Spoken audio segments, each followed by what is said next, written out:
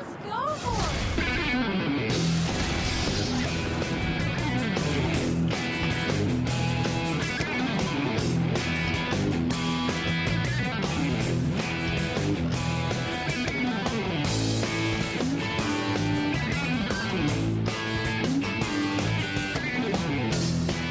We're back on the streets of Surfers Paradise, and a lot of attention to detail from the McDonald's Newman Haas team for Sebastian Bourdais, the series leader. A 9th or better result here today on the Gold Coast will secure his 3rd championship. The team have given the car the once-over. Team owner Carl Haas has made the traditional blessing just a few moments ago. A lot of red-banded tyres down here in pit lane. Really looking forward to what is going to be a great race. He's 27 years of age, from Le Mans in France, now lives in Tampa Bay, Florida, on course to secure the title once again, and Australian ahead of him in Will Power. But Bourdais in recent time has been the man in the ChampCar World Series. His fierce rival, Paul Tracy, not far behind him. A wonderful, wonderful atmosphere. And that brand new 2007 spec ChampCar, driven by Roberto Moreno, will lead the field out. This is the future lead of ChampCar heading into 07. Well, we mentioned before what a huge day it is for Australian Ryan Briscoe. What about his dad, Jeff? This must be a special moment, Jeff. Yeah, it sure is to see Ryan racing at home. We haven't had that opportunity very much, and it's a great opportunity for him, and I'm very proud of him. How's he been away from the car with yourself and your wife? Has he been pretty relaxed? Yeah, he's always very relaxed. No, he knows what he's got to do, and he'll be fine. And you've seen him race at so many different international venues, but this has got to be the best, hasn't it? Yeah, for sure. Yeah, I've never seen anything like this. Fantastic. Well, we wish you and your son very well. Thanks very much, Jeff. And of course, as you could appreciate, quite anxious times. I saw him before as the national anthem was going on, and he was a little nervous. I gave him the thumbs up and he gave me the wink. So lots of family and friends here for Ryan Briscoe. So much attention has been paid to Team Australia's Will Power, but don't forget about Briscoe. Greg? Back down here at Forsyth Championship Racing, and I'm with Neil Mickelwright. How was the morning warm-up for both your drivers, AJ Allmendinger and Paul Tracy? It was pretty good. I think we ran first and third, PT being first and AJ being third. So we were pretty happy with it. There was a lot of oil dry. The track was pretty slick, but it was coming in towards the end of the session. Neil, a tough weekend for you guys with incidents on Friday, but you seem to have rebounded really well. What's the feeling amongst the team here heading into the race? I think we have a very positive feeling about it. I mean, obviously, this is racing. You know, it has its ups and downs, so I think it's all in the recovery. There he is, the Vice President of Operations for Forsyth Championship Racing, Neil Mickelwright. A big day for these boys, and we wish them all the best. Great battle in the championship. Not only Bourdais, who can win it if he finishes in the top 9 today, but from 4th in the championship to 13th is only 50 points. I mentioned earlier, Will Power might jump to 4th in the championship after this race. A great battle for the minor prize money this year. There's Rookie of the Year, which Will Power leads Dan Clark by 9 points now, having picked up 2 through the qualifying sessions. A lot of excitement out there through the field, and Neil, apart from Catherine Legg and Worth and Zwolsman, who have struggled along with Jan Halen this weekend, Clark has picked up where he left off at Road America. Briscoe, of course, very capable, and Pitsonia a lot quicker than his starting position indicates, as we now confirm all that by having a quick look at the grid for you, riding with Will Power before we do that. You notice the flags on the back beach there indicating a pretty stiff southerly breeze here, and that's going to be something to contend with as well. The gearing will be different for the cars, or the effect of the gearing will be different from the cars compared to yesterday. And I already spoke earlier about the fact that the track is not nearly as rubbered up as it was when they were last out there. All of the teams at the moment talking to their drivers, encouraging them to make sure they save fuel. This is likely a 2-stop run of 2 stops. And if it is a race that runs fully green, they may need a splash of fuel right at the very end of the race to get them through. If it's like last year and we get a couple of safety car interventions, then they'll get through in 2. It'll take about 19 odd laps or thereabouts, maybe 20 odd laps of green flag running to empty a tank load of fuel in this field. The highest number of yellow flags that we've had in this race was 9 back in 2003. Only once has this race ever run without a full course yellow, so It's quite possible that we'll have a trouble-free race, but it's also possible we'll have a lot of interruptions. The lowest starting position for a winner here in the Lexmark Indy 300 was in 2000 when Adrian Fernandez won from 17th on the grid. We have a field of 17 here today. Obviously, Justin Wilson, having broken his wrist, is unable to participate in the race, and possibly not in Mexico either. We talked about that just before the start. 12 different nationalities have competed in the series this year. 11 of them featured in this race. They've come from all over the world to compete in the ChampCar World Series. But the Australian is the centre of attention, just ahead of Sebastien Bourdais, the likely championship winner, as we get ready to go green. They'll be running at the start. It's a great shot, isn't it? Looking at the steering wheel, such a complex device on these cars. All that information at the top there, those lights that illuminate for the shift lights, lap time information, other information that will flash up if there's a problem with the car. The driver can reset that little track map there. It's not because the driver doesn't know where he's going. It's simply so that driver and engineer are in full communication with each one, and they're singing from the same hymn sheet. In other words, when the driver's talking about bumps at turn 4, then the engineer has the corresponding map and they know exactly what they're talking about. So as they're driving around or cooling out at the end of a sequence, they can come on the radio. Incidentally, that was Andrew Ranger's car that we're looking at. They can then discuss in detail, we've got a problem with the braking in turn 5, or we don't come off the turn terribly well through turn 7 or whatever. The engineer makes little notes about that, and then when they go into a deeper debrief situation after a session or a race, they can dissect it more effectively. On board here with Ryan Briscoe, car number 10, CDW stickers on that car now because Justin Wilson's not running. He joined us yesterday in the commentary. This is after turn 6, heading north on the back straight area. Big moment for him. We thought he might have been in the ChampCar World Series a little earlier when he tested for PKV at the end of last year, but the management ultimately decided to give that seat to Catherine Legg. Oriel Service, the other driver. There's Bruno Junqueira. The last time he was here, he won the race, missed it last year. And this is a critical phase of the race for no other reason than they've got to try and save fuel. Fuel is allocated. Sorry, Billy. Fuel's allocated earlier in the weekend, 354 litres, 93.7 US gallons. A US gallon is different to an imperial gallon. And those red band tyres there, when you use the red bands to qualify on, you must run those in the segment of the race. Great recovery from Paul Tracy. Didn't even manage to get a qualifying time on Friday. He's put himself into third on the grid. Very upset about Oriel Servia blocking his run late in the session yesterday. Had some words with him. I spoke to Tracy this morning on the way to the track and I said, how'd you go with Oriel? He said, oh, well, same old excuses. But he's pretty pleased with the way things have come through. Could have been a lot worse after what took place Friday. He's got a lot of pace and he knows he doesn't have to be in the front row to win here. It'll be a green flag next time when they face the start. Last round winner was AJ Allmendinger. I think we should watch both the Forsyth cars in this race today. They're down a little because of the fraught run-up they had to the race. Both drivers experiencing problems. Allmendinger was very quick yesterday. He actually did a 31.5 at one point, but they stripped him of the time because he straight-lined the VB chicane. And he made a mistake in qualifying the previous day. It's been an expensive weekend for that team. On board again with Andrew Ranger from Canada, the Walmart Tide car. They're all driving Lolas. They're all the same chassis. They're all got the same control engine in these cars. If you don't keep up with ChampCar racing, the series has evolved a little in the last couple of years. They've got a Bridgestone control tyre. They all use the same engines, but they're free to tune the cars in some of the aerodynamic areas and some of the other mechanical areas of the car, and there's still plenty of difference from team to team. Lee? Hey, Neil, you'll understand this. At PKV Racing, the technical director, Tom Brown, who operates the pit-to-car radio for Catherine Legg, there's 7 rookies in the field, but as we know, Will Power did race here last year. This is a very challenging track, and that first corner comes up on you very, very quickly. They're telling Catherine Legg to get out of it a little bit early and let the field funnel in there because there's sure to be an incident. Beware was the word. Well, yes, Lee, there invariably is some first corner trouble here. They did run 19 laps without a yellow flag here one year, but that is a very rare occurrence. Race control's instructing Will Power to tighten up the gap to the safety car at the moment. He's up in the turn 7 area. So picking up the pace.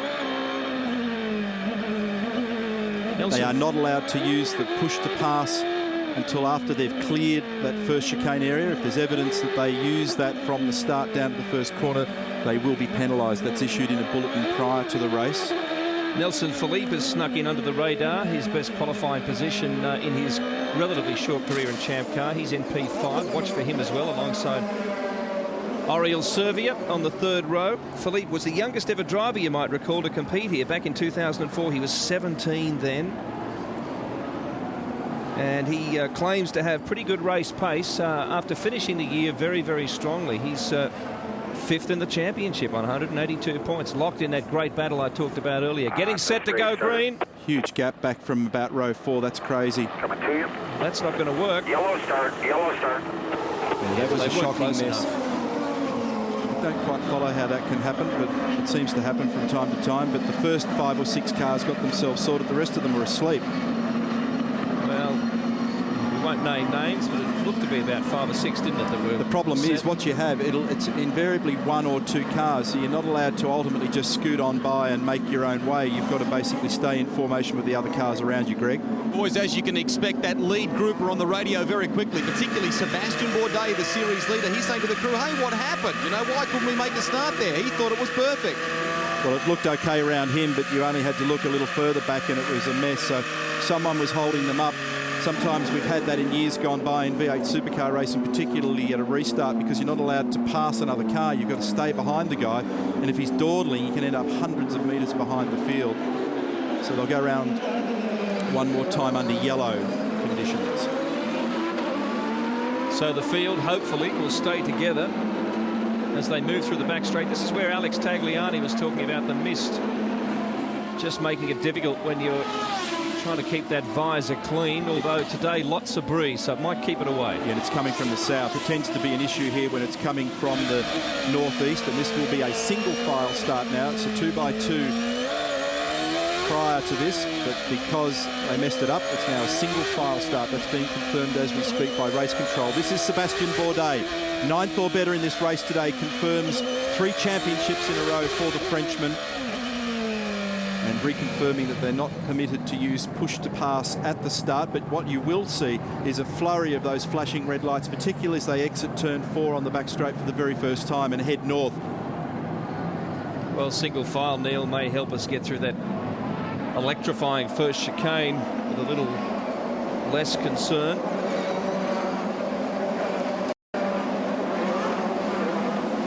They look a little tighter this time, which is good.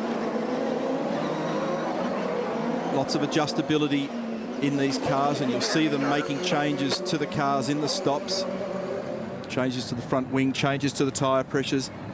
They've got changes they can make in the cockpit to the brake bias and the roll bars, also to the engine control unit and the mixture maps to save fuel. Away we go, hopefully this time. Set now, they've fed through the corners. And we are green in the Lexmark Indy 300 for 2006, and an Australian leads them away for the first time in the history of this event. Will Power through the chicane ahead of the championship leader Sebastian Bourdais. At the control line, he already had nearly 7/10 of a second on Bourdais by the time they all got down there, and the control line for race day moves to the start-finish line. In practice and qualifying, they have it at pit in for ChampCar. On board now with Bourdais, lap 1, turn 3. Starts just to ease up to the back of Will Power, who was quick in this morning's warm-up. Because they did such a good job on Friday at Team Australia, they were able to afford more time in yesterday morning's practice session to concentrate on their race setup for that car. So they spend a lot of time with a heavy fuel load and slightly worn tyres, just trying to find the ideal combination of ride control, of aerodynamic settings, and of balance front to rear with that car. Building up speed towards the turn 7 chicane. Massive speed in these cars, about 260 k's on the approach there. We've seen mistakes over the course of the weekend and over many years in this area of the racetrack. It's clean so far at turn 8. Power leads Bourdais. Paul Tracy in 3rd place. Bruno Junqueira is the next man through. A bit of cement dust on the road. The oil soak they use to pull up any debris on the road from the support races. Still waiting for tyre temperatures and pressures to normalise before they can really push these cars. And remember, as I said before, they are fat with fuel. That's the slowest corner on the circuit, 65 k's at turn 12. And the order is at the end of lap number 1, Will Power from Sebastian Bourdais, 0.7 of a second. Paul Tracy, Bruno Junqueira, Nelson Philippe.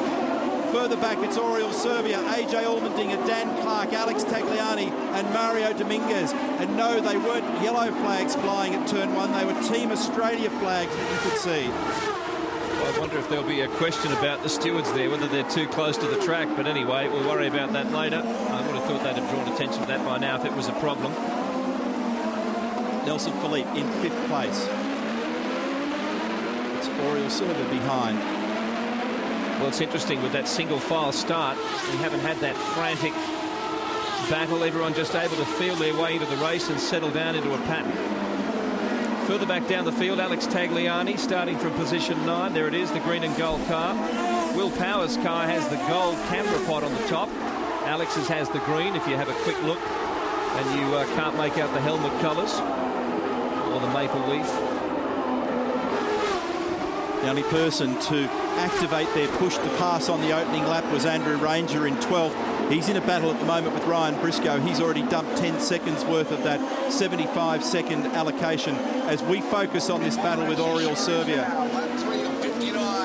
I can tell you at the start of the race here, Craig Gore, I don't think I've seen someone adjust their hat so many times. He is pumped with his Team Australia driver, Will Power, leading this race at this moment. The other interesting point, Neil, is a lot of the teams, or a few of the ones I've been speaking to at my end of the pit lane, these red banded tyres, they go away a lot earlier than the tyres they've been using throughout practice, and I think they expected a few more safety or pace cars in this opening sector. So if it runs green for some time, these cars will get loose on these softer tyres. Yeah, very good point, Daryl. I hadn't mentioned that, and that's exactly right. Those tyres are great for one lap, but they're not nearly as durable as the primary tyre, the black tyre. So they're going to have to nurse these at the moment. They're lapping with full fuel, 1 minute 35.8 that lap for Will Power, 35.8 also for Bourdais. The margin is actually 0.9 of a second. He's nearly squeaked it up to 1 second. PT's hanging in there. He's 3rd at the moment, Paul Tracy, in that blue and white Forsyth car as we go on board with Bourdais. Bruno Junqueira is still in 4th position. Nelson Philippe, Oriol Servia in position 6, AJ Allmendinger in 7. We know that's a quick car. He'll be fast. Dan Clark is 8th. Alex Tagliani, Mario Dominguez 10th. Allmendinger, a few moments ago, there was a shot of him sandwiched in between Servia and Clark. He looks really itchy, Neil, and that is probably where we might see our first passing move for the race. He's really keen to get past Servia and get closer, of course, to Tracy, Bourdais and Power, where he feels he deserves to be. An impressive start for Team Australia, and you'd have to say, looking at the language of the car, it's riding this place quite well. Newman Haas have been very, very strong here in recent years with the way in which their car has matched the road round here. And in fact, Justin Wilson said to us yesterday that it's the envy of the pit paddock, the way their cars work around here. But you look at this car here, and it's working pretty well at the moment, pounding a little more in the front end than perhaps Sebastian's car, but he's holding the margin. 0.8 of a second it is between Will Power and Sebastian Bourdais. Still Tracy in 3rd place at the moment. Bourdais doesn't need to take risks, though. He wants to stitch up a 3rd title this weekend. And in addition to that, Neil, the team have sent him a reminder call. They said, watch your mileage. They've got a target in terms of fuel burn. They want to make sure that they stay on that target. They've kept him up to speed, reminded him of that. Yeah, quite a few of them have actually been on radios talking about that at the moment, just saying, come on, let's just lean that fuel map down and start to conserve fuel a little. That nobody wants to play the game too aggressively at this early juncture in the race because they need to keep themselves organised for the back segment of the race. That's when they need to fight. That's when they know what they'll have in terms of fuel and whether or not there'll be a safety car intervention. Checking the progress of the Australians at the moment. Will Power leads the race. 3/4 of a second is the margin. Ryan Briscoe is in position 11. He's 12.5 seconds off the lead. There's Allmendinger on the back of Servia. I talked about this before. He had a bit of a look there heading into the chicane, and this is a focal point of the race right now. I think he's growing more and more impatient with every lap. He wants to get up ahead to tackle Philippe, and then, of course, Bruno Junqueira, and then it's at the top 3. But that's Allmendinger in between Servia and Dan Clark. And AJ was 2nd in this race here last year. Made a mistake on Friday when he crunched the wall up at turn 8. really lost a lot of track time, and this team is in recovery mode. And yesterday, they had to cram virtually 2 days' worth of work together with his teammate Paul Tracy in order to prepare for this event today. So second last year for AJ, sixth the year before. He's only been here a couple of times, and a very strong word in the paddock at the moment is that Allmendinger, and Lee Diffie spoke to him earlier in the weekend, is off to NASCAR next year, and we won't have the services of this bright young American in the field, which would be a great shame. Still looking at this battle for sixth place. Allmendinger behind Serbia, in front of Dan Clark. There, we're back with Alex Tagliani, the second of the Team Australia cars. Big gap between he and Dan Clark. He's lost a lot of ground there. Mario Dominguez in behind at the moment in the Rocket Sports car. Third team for Mario this year. He started the season in the car that AJ Allmendinger's driving, the Forsyth Championship Racing car. Then he spent some time with Dale Coyne, and then finds himself with this new deal, Pemex from Mexico, petroleum company from down in Mexico. Of course, that'll be a big week for him in a couple of weeks' time. And he's actually running pretty strongly at the moment. Dominguez in the top 10, right on the edge of it. There is Ryan Briscoe. He's got Andrew Ranger right behind at the moment. Still about 14 odd seconds off the lead of the motor race. And it's still, incidentally, 3/4 of a second between Will Power and Sebastian Bourdais. Nice, clean start to the race for Ryan Briscoe in the Roo Sport entry. His very first ChampCar start. He's just under 3 seconds behind Mario Dominguez. And this is back with Andrew Ranger, just seeing what it's like inside the cockpit. Feel the bumps that Andrew Ranger is going through. In 12th position, having a dice, in fact. Upshifting twice for Ranger on the run to turns 11 and 12. Second gear, very gently on the throttle. Third, short shifts into third, tries not to crank too much oversteer into the car. Remember, you can see the big red bands on there. He's got the option tyre on. He's got to nurse those rear tyres a little. Now 7th gear, 290 kilometres an hour, turn 1. It's Briscoe up ahead of him through the chicane. 4th gear, and then back a couple of gears through the Cars Guide turn 2 complex. We're off to a clean start in the Lexmark Indy 300. We'll come back with more after this.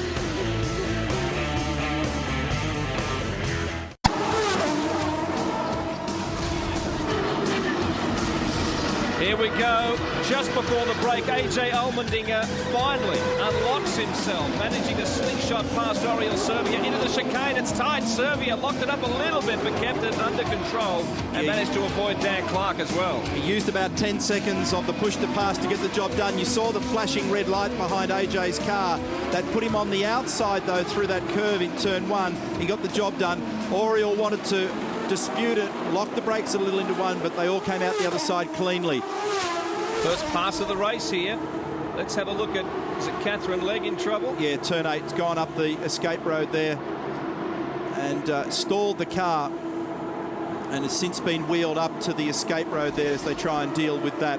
One of the things that they won't have to worry about, in fact, we'll come back to that. Let's go down to Lee and see if he can give us an update. Yeah, well, just before that incident, we saw Nelson Philippe try and make a move on Bruno Junqueira, and Vince, that was not on, was it? He had a good run on him. I don't know if he got blocked or not, but I think we just got him on the next lap. I heard you say that you're sending it up. You're sending it up. Does that mean you were taking it up with ChampCar? Yes, we asked the race director to take a look at it. He has a better view than we do. All right, Darryl. Well, Derek Walker, team owner with Craig Gore of Team Australia. Great start, Derek. How's the 15%, I guess, into the race? How's the fuel strategy and everything looking? We've had a good green run. I think everything's going according to plan. Of course, everybody else behind us is playing the same game, so we won't know where we are until a little bit later, but you know, Will can set the pace. We're just saving a little bit of fuel and being smart here. A lot of laps to go yet, so a little early to get ambitious. Can you let us in on what that game could be? Well, you could look at this pace around 20. 90 to 20 would be the next stop. Unless there's a yellow, everybody's going to hang in there as long as they can. Thanks, Derek. You know, The last time that Bruno Junqueira competed in the Australian race here on the streets of Surface, he ended the day in victory lane. He's led 55 laps around this place at the moment. The team are encouraging him to get a hurry on. They want him to stay in touch with Paul Tracy, but he's got his own issues to contend with here. I was going to make the point before we went down to the lane to talk with the boys there that with the 2007 car, restarting the car won't be nearly the issue that it is for Catherine Legg, who's up the escape road at turn 8. The man that's been doing all the test miles, 2,500 of them in the 2007 DP01 Panos, is our old friend Roberto Marino, who joins us again in the Network 10 commentary booth. Welcome back, Roberto. Nice to be here. Good day, fellas. G'day. Hey, pushing the button and restarting those cars, that's going to be a nice deal instead of having all these little problems not being able to get the cars on the go. This is Philippe and Junqueira, I think. This is the incident they were talking about before. And, well, they're having a talk about it in race control. Sorry to interrupt, Roberto. No problem. Basically, that's great what ChampCar is doing in a few areas. They've brought this car up here just to show the Australian fans how the next year car is going to look like. And it's a great effort from them. They've set up a test team just to make sure all the grimness was out of the cars before the teams got them at the end of the year. So before they really got into production and getting all the cars ready, they wanted to make sure everything was in the best possible condition. There's the car there up the top left of screen. Roberto, it's a little lighter and it's quite a bit different in lots of areas. And if you look at the front now, it has this high nose, which is the new aerodynamics that all the Formula 1 cars have. That helps the air to go underneath of the car cleaner and around the side pods to better clean out air on the rear wing. The other thing this car has on the aerodynamics is the back of the car, the diffuser, has a kick up higher, which makes the air come out from underneath of the car better. It's like a venturi, and that accelerates the air underneath of the car, creates the downforce from the floor, which is much more efficient than any downforce from wings, because it's just a much better way to get downforce in the car. On top of that, they made the car a lot safer. The monocoque, the chassis, has passed the best crash test twice, not just one. Charles Walsman into the pits for the first stop of the race. Before that, we saw Allmendinger hassling Bruno Junqueira. He's got past him.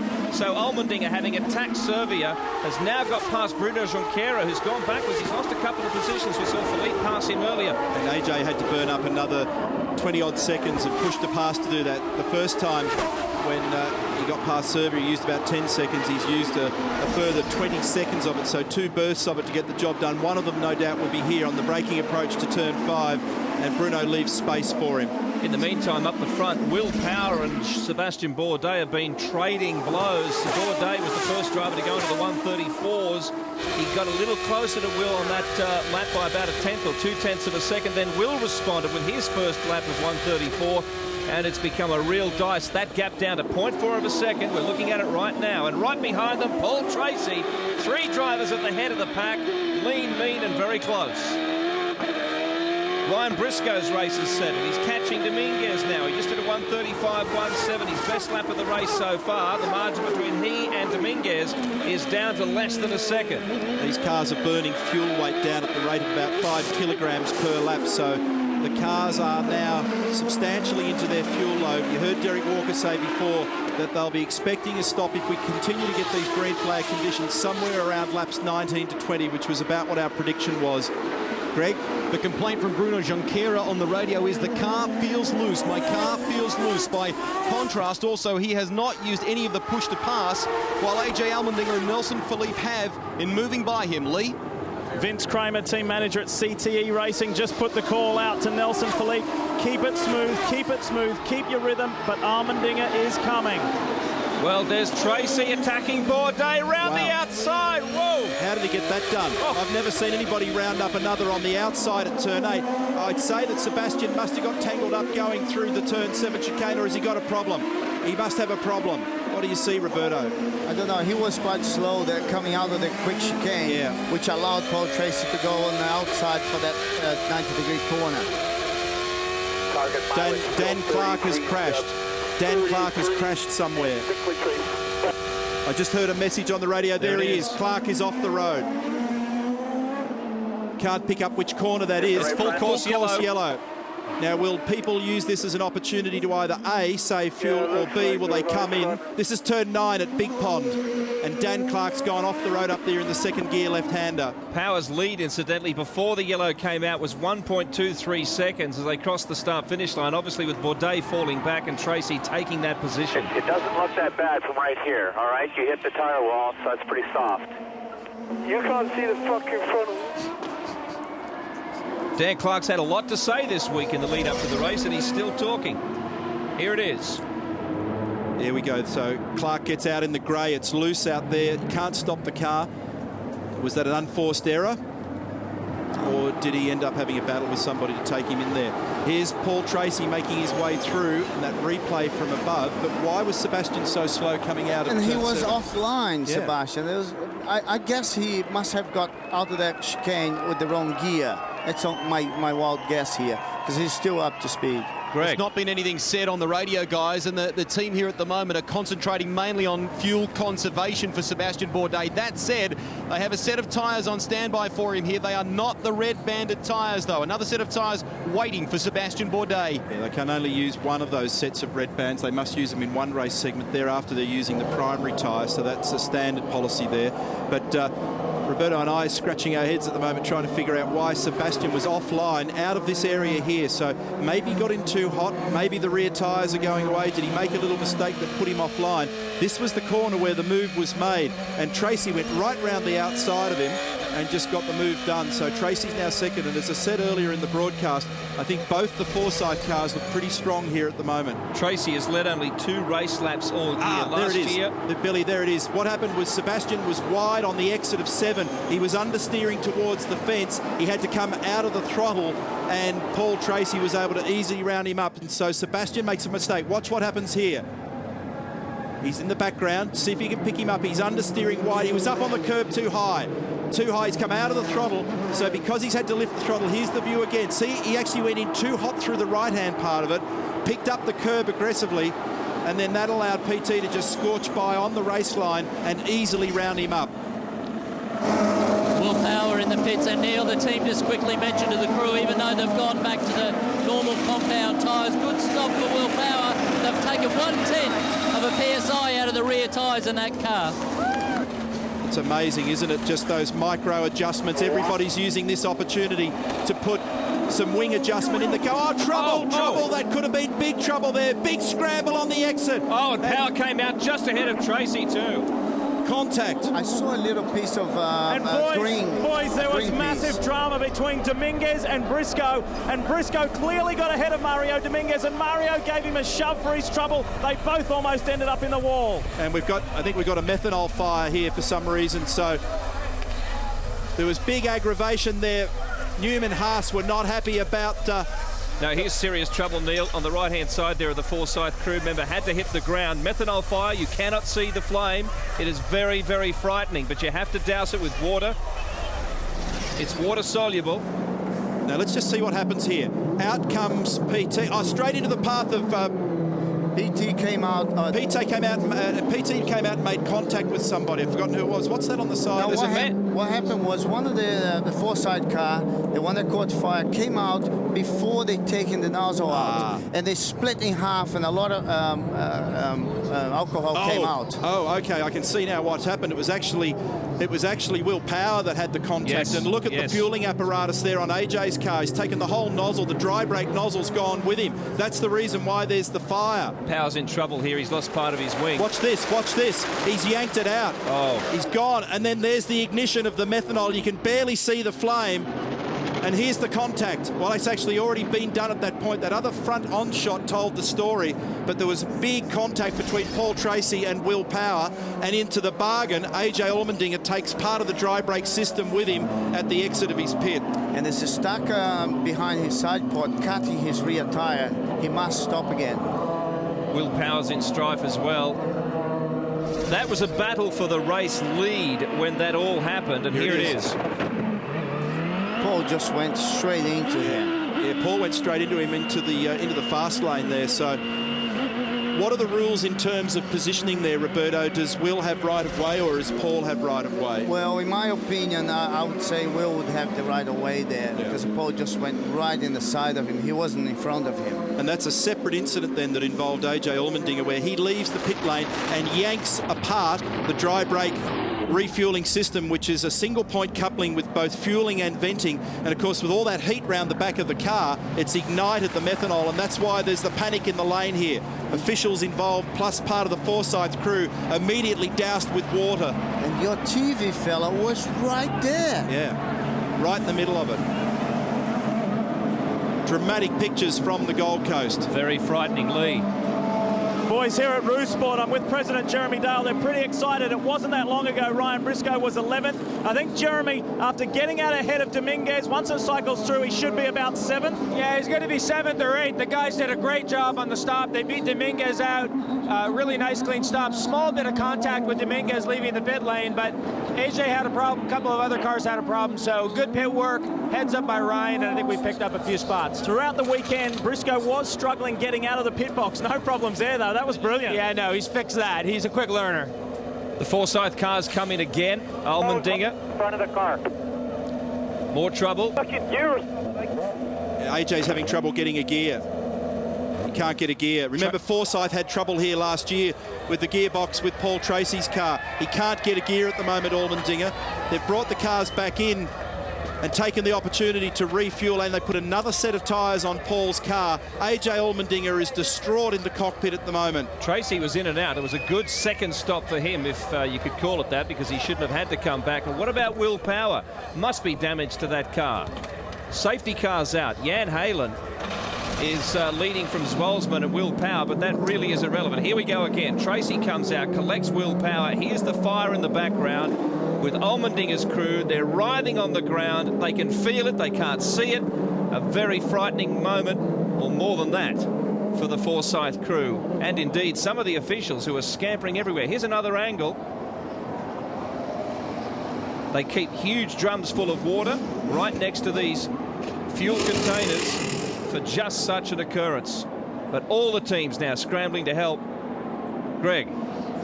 Billy, we'll try and get a word in just a few moments when things settle down here with one of the key guys from Forsyth Championship Racing. I just hope that the current issue for AJ is not a repeat of something that happened earlier in the weekend for him. He had a gear position sensor issue, and I could hear him talking to the team just a moment ago saying, I don't know what gear I'm in. I don't know what gear I'm in. It says second, but it didn't feel like second gear. So we'll come back to you.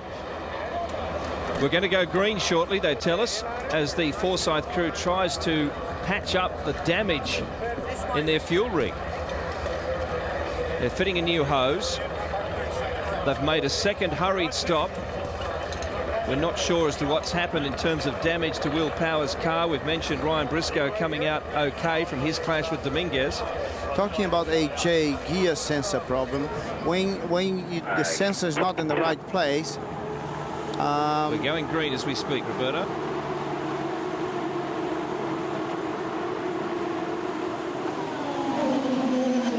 There's Will Power in third place on the field, behind Zwolsman and Jan Halen. It's remarkable that Will, considering the crunch that his car took, is in reasonable shape at the moment as we go green once again. We're going to follow up why Forsyth stopped their cars on that second stop. Maybe it was just side pod damage, I don't know. But probably needed to have a look at the cars and also bring on some more fuel to make sure that they got it all, Darryl. Yeah, Neil, it's interesting, the team down here doing their sums as well. With Dan Clark going out of this race, this now really opens it up for Will Power for Rookie of the Year. He was battling with Dan Clark. I think there was a 9-point lead. So for Will Power in that situation, Rookie of the Year is looking pretty good. Look at this, that's part of the refuel apparatus there that got yanked apart on AJ Allmendinger's car. On board here with Will Power. Will there be penalties for Paul Tracy and AJ Allmendinger as a result of all that drama in the pit lane? We're going to answer that question when we come back after this break. It's all happening here on the coast as usual.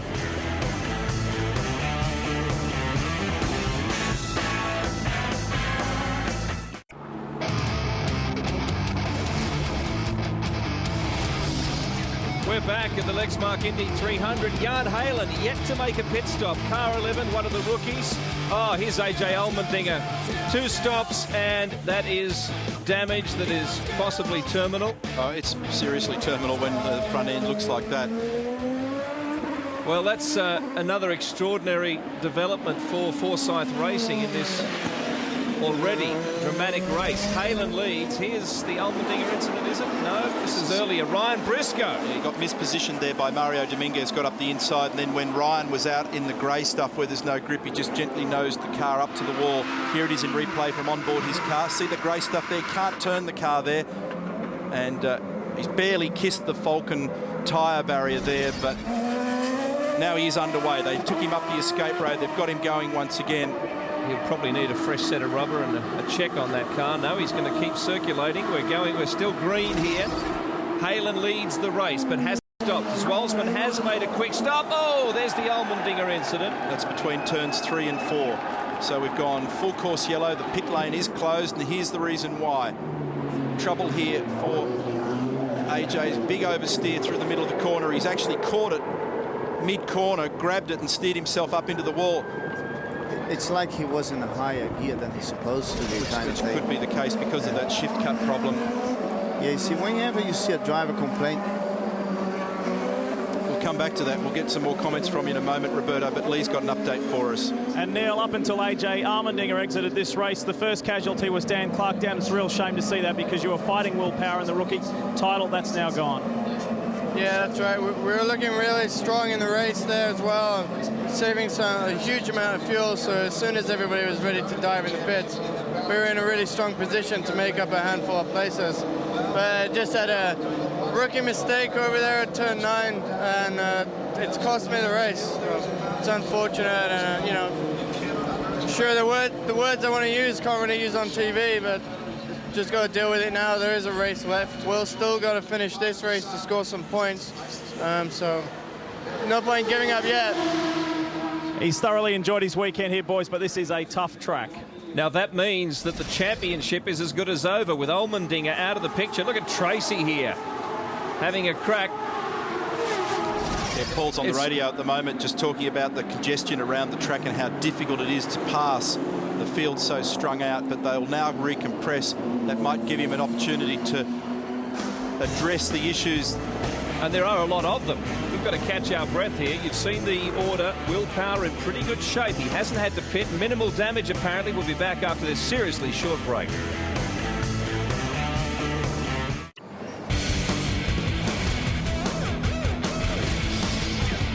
Still under control from the safety car here at the Lexmark Indy 300. 20 laps down. Halen leads Zwolsman and Will Power. We're riding with Andrew Ranger here as they slowly make their way around the circuit. While we're under yellow, let's get back to the pits. There's a lot happening, Greg.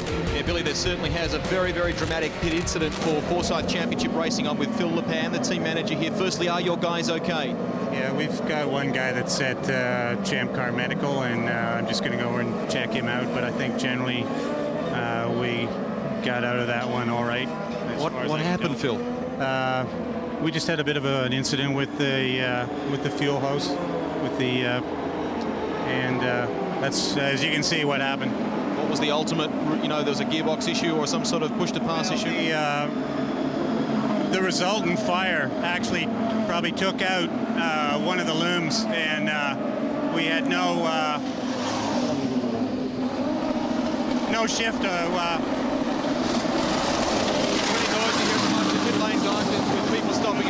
Yes, Paul Tracy not the only one. They're deciding to make yet another stop, Neil.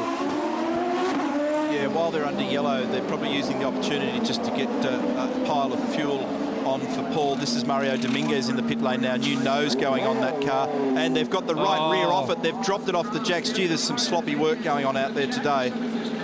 This is it has been tough out there, Roberto, but they're dropping the ball on the fuel code. Yeah, he's been quite lucky because he got away with it because under the yellow didn't lose a lot. But yeah, it's unfortunately what's happening on the pit.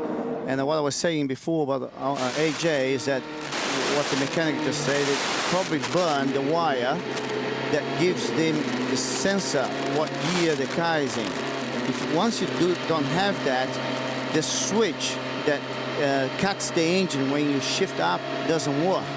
And then you start grinding the gears and you break the gearbox eventually, and that's probably what happened there. So the information he's getting on that screen that we're seeing right there will not be...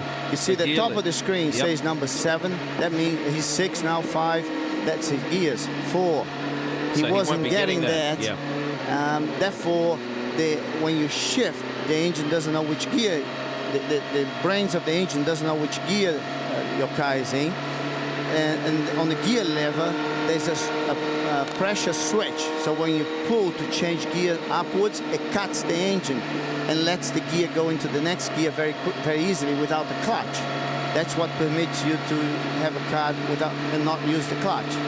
And that doesn't work. It goes over, the brain doesn't know the right information. We've got light rain falling here. You can see it hitting the visor of Andrew Ranger's helmet. We've been told there's light rain in the pits as well. So there is more drama on the way. We've had enough stops already. They'll be stopping for wet tyres shortly. Remember that Charles Walsman, who leads this race at the moment, is out of sequence. We saw him come in and take that early stop on lap 11. So he'll get something of about 19 to 20 odd laps of green flag running, but it's been punctuated now by yellow. So that means that he's going to be able to run for quite a while in this condition, and doesn't have the pace to keep them at bay, but strategically that stop will possibly help him towards the end of the race. Looks very dark outside at the moment, so you saw that they had wet weather tyres at the ready. It's very difficult to predict how this will all pan out for Will Power, and indeed Ryan Briscoe, who's lost a lot of track position. Here he is now. Let's get back to the pits. Boys, Mark Johnson is the general manager of PKV Racing. Mark, at the moment it's looking good for Orion. So far so good. We had a great pit stop. Guys on the Gulfstream car today got him in and out safe. That got us up front where we can work from there. We just look a little dodgy here with the rain, but we'll keep our eye on it and hopefully pick off a couple more before the day's over. Notice that Will Power's not used any of his push to pass at this point. Neither is Sebastian Bourdais, who's ideally poised there right on screen at the moment in 3rd position. Roberto? Well, what happens now that with the yellow laps is that early in the race, this race you had 2 pit stops with very small windows. It was a 1 or 2 lap the most window. I thought one of the guys told me it was just a 1 lap window. Now this window has opened. So you probably still have another pit stop, but the window to stop, it becomes bigger. So we're about to go green again this time around. Charles Walsman, who leads the field, had a drive with Team Australia at the end of the championship season last year, at the very last race of the championship season in Brazil, because he won the Atlantic Championship last year. He's had 6 consecutive top 10 finishes. His best finish, 8th at Montreal. He's 4th to Justin Wilson, Will Power and Catherine Legg for laps completed this year. So there's the tear-off going from Will Power's visor by the look of it. Notice they also left the red band tyres on Ryan Briscoe's car, and they just took the opportunity to check the car and dump a full load of fuel on it, so it's back to the full 130 litres. Ryan's showing position 14 at the moment, and he's 1 lap down on the majority of the field. Swelsman just slows them down. They bank up behind him around the Lexmark hairpin, heading towards green, running again. Safety car peels off, and we're off again. Lap 22 down. Lap 23, we're on. Will Power to hold off Sebastian Bourdais. Bourdais in a little more comfortable position now with Oldendinger gone. I'll just repeat that. The pressure goes off in terms of the championship. He had a 58-point lead with only 70 possibly available to his rivals. He was in a good position anyway. Now it's safe. So how much red will that Frenchman see this afternoon when it comes to the crunch? Oriol Servia, Nelson Philippe, Alex Tagliani, the other Team Australia driver in 6th position. Then Andrew Ranger, we've been riding with him on occasion so far today. Pitsonia in 8th. Then Andreas Wirth. That's the highest he's been all weekend. He struggled to come to grips with this circuit. Paul Tracy back in 10th, reminding you he's made 3 stops. And we're riding again with Ranger. 19 years of age. Back to 3rd gear for turns 5 and 6. team are now instructing Ryan Briscoe to use some of that push to pass in car number 10. He's still got the full 75 seconds available to him.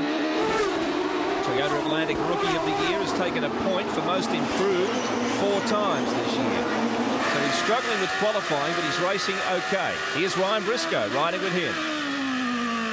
This is where he made the mistake getting out of the wide stuff at turn 8 a couple of laps ago. Cost him pretty dearly. He's dropped a lap on the field now. Second gear through turns 9 and 10. Third, fourth. And back a couple here to this slowest turn, turn 12, 65 kilometres an hour. 7-speed gearbox. 290 k's on the front straight. Bruno Junqueira is also on the radio at the moment, most unhappy with where he's buried in the field. He's down in 11th. Walsman pinches just a little bit of a break as we ride with Bourdais now, looking at second-placed Will Power. There it is. Through the Wow Sight and Sounds, Crazy John's corner, coming up to the Wow Sight and Sounds corner. There we are.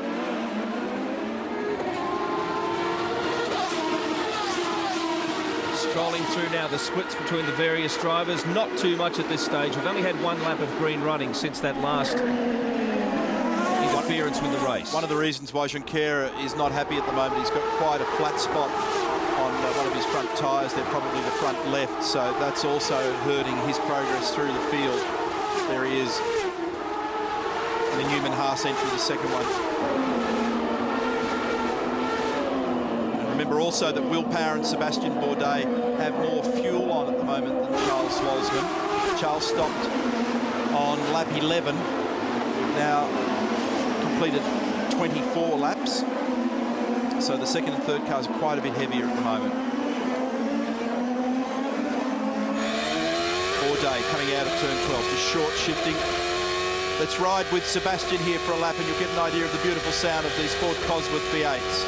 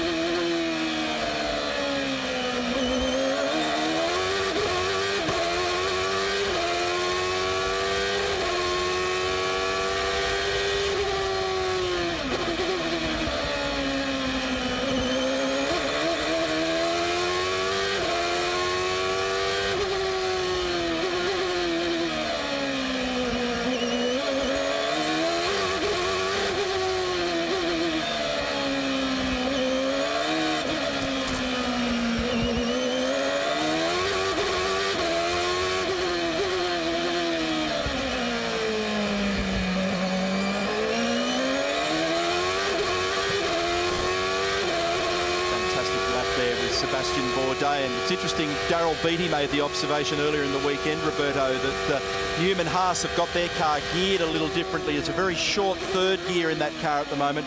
One of the things that you notice, this car comes off turn 5 very, very quickly, turn 5 and 6 through the Bartercard chicane. Got a very short second gear as well. Great to be on board there for a lap with Sebastian, the reigning champion. Zwalsman was a second quicker than Power and Bourdais on the previous lap, but on that lap, you can see it there. The evidence is very clear. They caught up to him very quickly. The heavier but faster cars dialing themselves in and are back on his hammer again. The margin less than a second. Here's Ryan Briscoe in a bit of traffic here. He's the spectator and sneaks up the inside. Great move. Catherine Legg's been in a world of trouble in this race. Jan Halen just behind her. Briscoe gets past Halen. And tucking up in behind them is Mario Dominguez. Busy, busy, busy. That was a fight further back in the field for 13th, 14th and 15th positions. We'll be back soon as we look at the front of the field.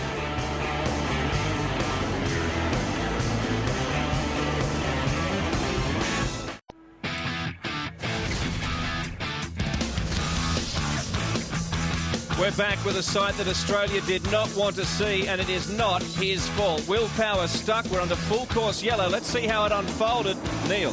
Yeah, Bourdais makes a big lash on the dirty side of the track. He locks up and smacks the front left corner of Will Power's car very hard. Sebastian goes down the runoff, does a flick spin, but watch, Will Power goes down to turn 4. He can't turn the car. It's actually a bad move by Sebastian. It's a dive bomb, big contact, and it completely bent the left-hand upper wishbone of Will Power's car, so he can't steer the car. Here it is again, looking rearward from Will's car. Sebastian's on the dirty line and goes straight down the inside, smacks the left-hand side of the Team Australia car. An uncharacteristic move from Sebastian Bourdais. Bonsai. Well, it's a bonsai move. Here it is again from behind. He's trying to get it at the corner, but he can't get it done. Smack. Well, they should rename it Crazy Sebastian Corner. He has cost Will Power a victory here. They were fighting for what looked to be a race win. Everything going well. Look at the wishbone, the top wishbone on Will's car. See, it's bent upwards relative to the right, so it's shot. It looks like the steering arm. So Team Australia will need to go to work on that. They may be able to effect some repairs. It's going to take a long time, and it'd be a pretty trashy car. Look at the amount of left hand down on his steering there at the moment. Daryl can update us. Yes, Neil, just talking to the team now, they're really referring on to Alex Tagliani's strategy, and we're just seeing where that's going to move him up into the order, Alex Tagliani. And the team now with those wishbones here prepared for Will Power. With Bourdais and Power out of the picture, at least temporarily, Tagliani moves up to 4th place behind Zwalsman, Servia, Philippe. Of course, we will probably see a pit stop here or two during this full course yellow, and the field yet to really flush out now, and strategies are varied. Bourdais did use the push to pass prior to that incident, and he'd taken about 7 seconds of it out. And I've just noted that when you look on the computer readout here at the moment, he'd taken a 6-second bite out of it. So most likely had activated push to pass on the way down there to turn 3, which was the reason why he decided to have a run at him, but he really messed it up. He got on the dirty side of the road, locked up the front brakes badly. Look at the amount of left hand down on the steering, and you can see there was obvious geometry damage on the front of the car. It's going to take Team Australia a while to sort this out. And well, you can't say Sebastian wasn't familiar with the consequences of that move. This is Brendan Cleave's camera. Sorry, Roberto.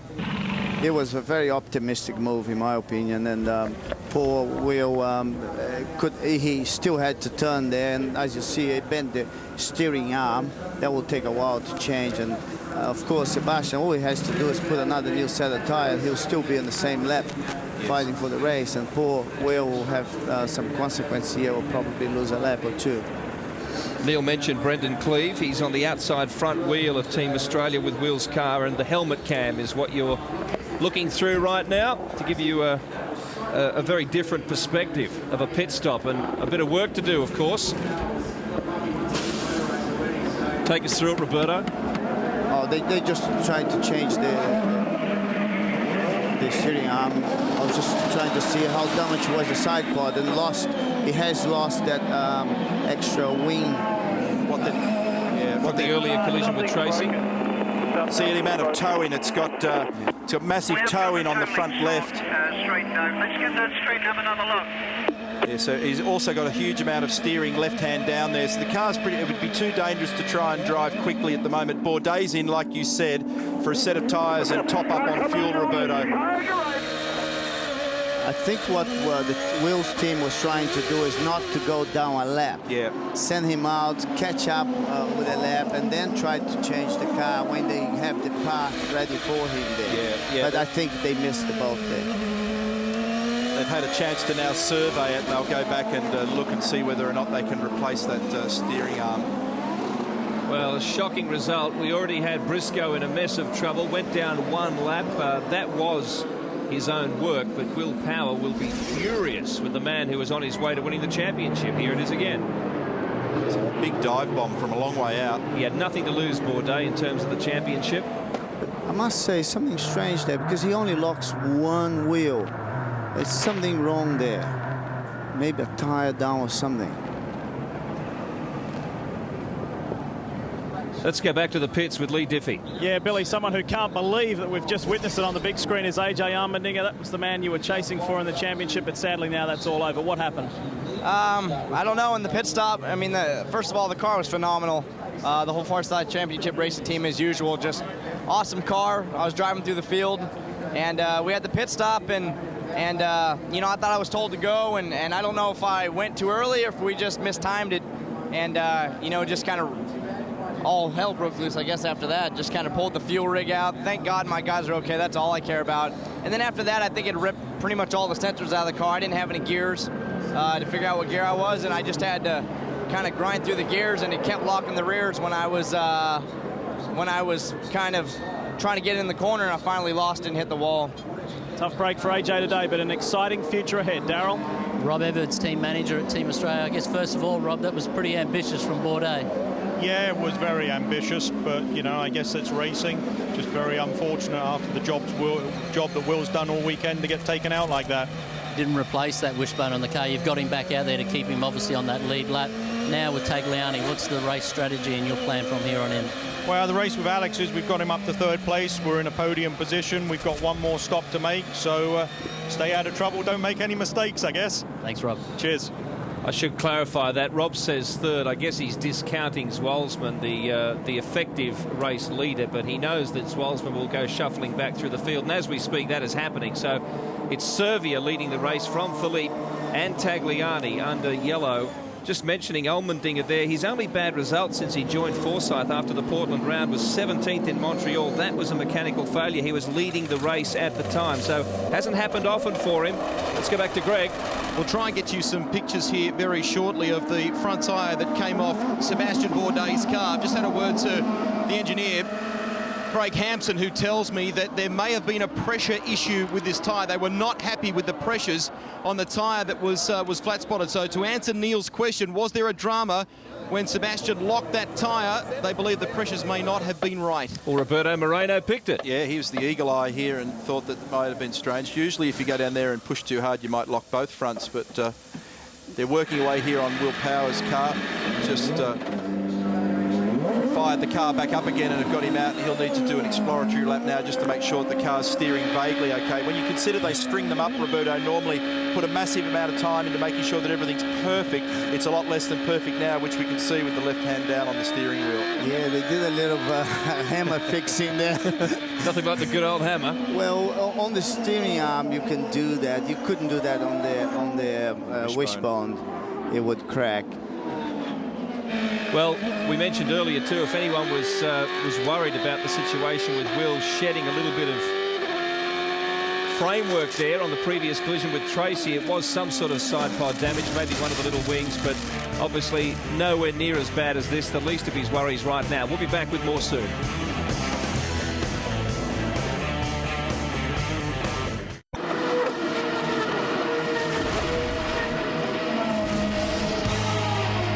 The champion-elect, but the weekend has not gone his way. Sebastian Bourdais serving a drive-through penalty for that altercation with Will Power. A crash yesterday, and it has not gone his way today. Meanwhile, contrasting fortunes for Oriol Servia of PKV Racing. He lost most of a practice session with a broken diff. Copped a verbal tirade from Tracy yesterday. Neil, he now leads this race, and we expect him in on lap 38. Yeah, and he did a great job last year in Montreal, picking up a victory, his first in ChampCar competition. Of course, he had that great opportunity with Newman Haas last year after he did some driving with Dale Coyne. He picked up the opportunity after Bruno Junqueira hurt himself at Indianapolis. And Oriol Servia in good shape at the moment. Tagliani ahead of Tracy here. That's your race update. We're looking at third, playing fourth. Will Power has fallen back down to 14th position. He and the other Australian, Ryan Briscoe, one lap down. Oriol Servia leads from Philippe Tagliani. Tracy Junqueira elevated to fifth after all those complaints about problems and having been overtaken quite easily in the first stage of the race. Then Mario Dominguez in sixth place. Andreas Wirth, one of the rookies, the first of the rookies, ahead of Pitsonia, Halen and Zwalsman, three other rookies.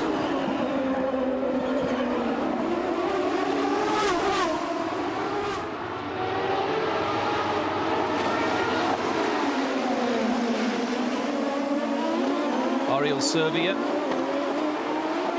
and Philippe.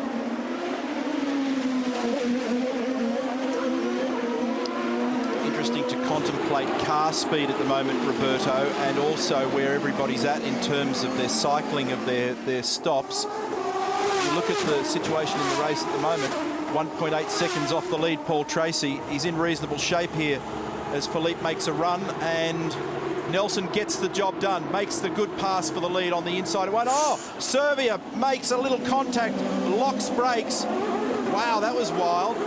Tagliani and Tracy closed in then. I think Oriol had to go on the brakes on the dirt side of the racetrack, and he locked a little bit. But a great move from Nelson Philippe. What I was about to say was that, to me, looking at the speed of the cars across the weekend, you'd have to say that Paul Tracy's ideally positioned here. He's got a fast car. He's up near the front of the field, and his last stop was on lap 21. We're on lap 36. So strategically well placed at the moment. We'll get you to answer that in a moment, Darryl. Strategically, Neil, speaking to Team Australia at this stage, they're saying that the top 3 runners are on the same strategy and they're due in about 3 laps' time. They feel at Team Australia here that Paul Tracy, for some reason, I'm not sure exactly why, but they say they believe he'll have to do an extra stop over the front 3 runners. Greg? We're with Eric Bachelard, team owner for the MyJack Conquest Racing Team. Both your drivers, Charles Walsman and Andrew Ranger, in the top 11 at the moment. How's the weekend going? Well, it was going well for a while, and you know, suddenly here at the restart, both drivers made a mistake. I think one probably spun. I don't know exactly. We didn't see it on TV, and the other one hit the wall. So I mean, we are now P10 and 11, I guess, but we were P4 and 7. So we lost quite a bit of track time, and we were on 2 different strategies. So it's a bit of a shame, but you know, the race is still long, and a lot of things can happen in Surfers Paradise. So maybe get back to it. Thank you. Get back to that point we're making with Roberto. Tracy in a good position. He's hunting Tagliani at the moment, and then Servia. And Forsyth Racing, incidentally, has never won this particular race. When Tracy won, it was for Penske Racing. Yeah, and that's why Australia is so exciting. It can never predict this race. Anything can happen here. And I think Paul knows that. And the last quarter of the race is what it matters here. They're going to pit Sebastian Bourdais this lap, and that'll be to put a load of fuel on that'll get him through to the end of the race now to see whether they can vault other competitors towards the end of the race. Now, according to me... Oh, Tagliani here, sorry, Neil, on Servia, up the inside. Tagliani pushing to pass there. He's down to 58 seconds worth. Servia also active on that particular move. He's down to 34 seconds worth. But Tagliani through to 2nd position in the race. I've only got, one of the boys was saying earlier that the leading guys are on the same strategy. I can't work that out at the moment because the last stop for Servia was on lap 14. He's only stopped once, and now PT up the inside. Huge moment, though. Did he get the job done? Wild stuff from Paul Tracy, and he drops a spot once again, and there's no love lost between he and Oriol Servia at the moment. Well, he attacked Servia verbally after qualifying, said he held him up late in the session. Servia said, oh, that's typical Tracy. He's always complaining. Tracy said that Servia is always doing that too. Here it is again. He gained a spot and lost it again. He gathered it up pretty well, though. Great car control. Great car control. Looked like a sprint car through turn 8. Now he has another lash at it once again. Paul Tracy on Oriol Servia side by side to turn 1. They argue, and then eventually he yields. And they were both using push to pass. Tracy burned up a lot that time. He's down to 18 seconds worth. Servia down to 22 seconds worth. They were hammering each other there. 37 laps of 59 down.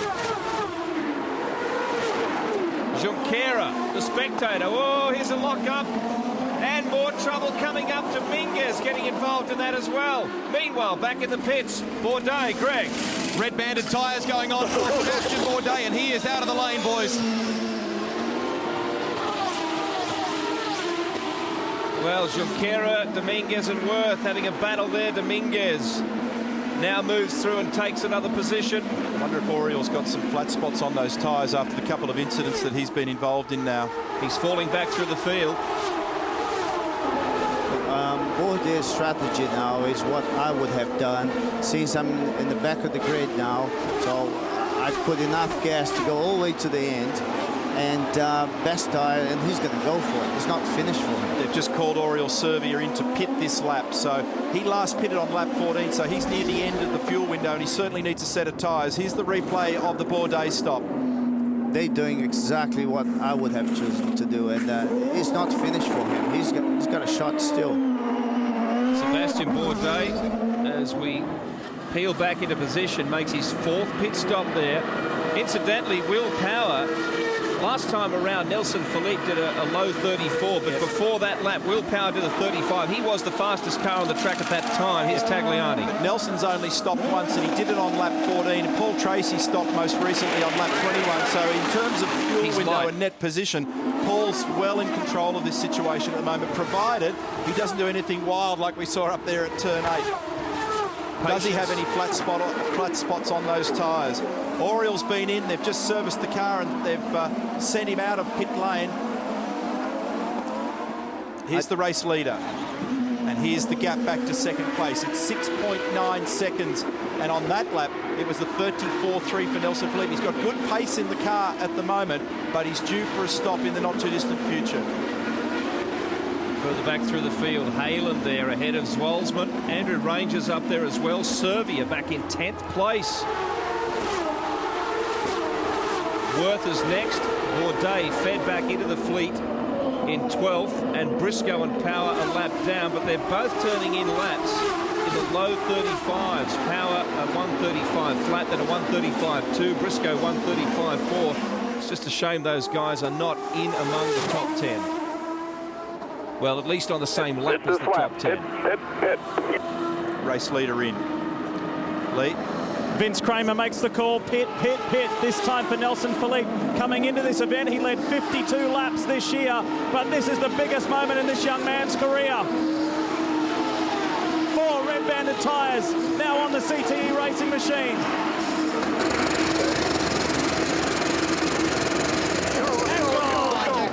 Racing team, they are on standby for both their drivers. The radio call a moment ago from Chris Mower, who looks after Charles Walsman, was pit now, we're going to do a splash and go, No tyres for Walsman. At the meantime, his teammate Andrew Ranger is in, and it looks like they've got, he stalled. Walsman has stalled. Red band tyres on for Ranger by the looks of it.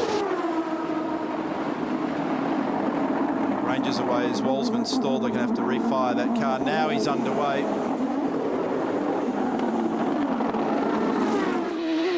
On board here with Andrew, the helmet cam. This is through the Lexmark turn 1 chicane. Cole, now did they leave the tyres on? I can't remember, is it Cole tyres or did they change them? But either way, when you first come out of the pit lane, you just need to get yourself back in rhythm again.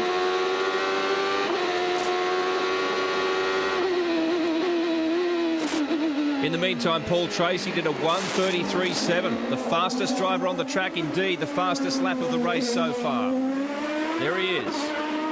19 laps to go. We're into the business end of the race now. Nelson Philippe, every time he's finished, it's been in the top 10. Only one of his 4 failures to finish, he claims, was his fault this year. It's certainly been a massive improvement. He was voted most improved driver in 2005. So the next question is how much extra running can Paul do on the load of fuel, which is good for 19 to 20 laps. Then we had safety car period between laps 20 and 23, then lap 29 and 32. So we've had about an extra 5 laps. So his window would be about lap 45, would be when Paul's due in lap 45, 46. Lee? Hey, Neil, to answer your question on Oriol Servia, he did not flat spot any of the tyres, but do you know why he's going so deep on the brakes? He's got no fifth, cannot fight them on the straights. There's Paul Tracy, race leader by 6 seconds from Bruno Junqueira, Mario Dominguez, Jan Halen, Antonio Pizzonia, who's had a relatively quiet race. We'll be back soon.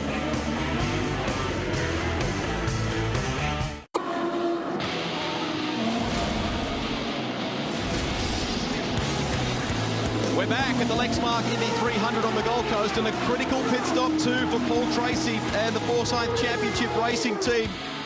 Good job by this crew so far this weekend, and the call from Neil Mickelwright has been push, push, push.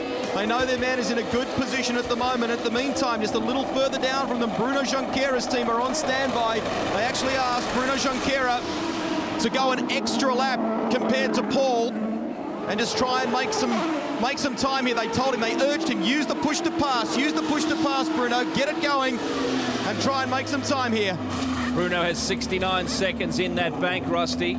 So that's why they're able to give him that encouragement. Tracy could become the first driver to win this race twice. Maybe it could be this man. Maybe it'll be Sebastian Bourdais. He is still in the game. Alex Tagliani. Also well positioned. That was Will Power coming out of the pits. He's a lap down. He and Ryan Briscoe have been trundling around with Catherine Legg, who's 2 laps down. Power's times dropped right off before that pit stop. He did a 1:45 just before he came in. In fact, he did that for the last few times. Here's Tagliani, almost contact there as he tries to find his way through the pack. Yeah, good move there on Bruno. Good boy. That's a good move. That's important.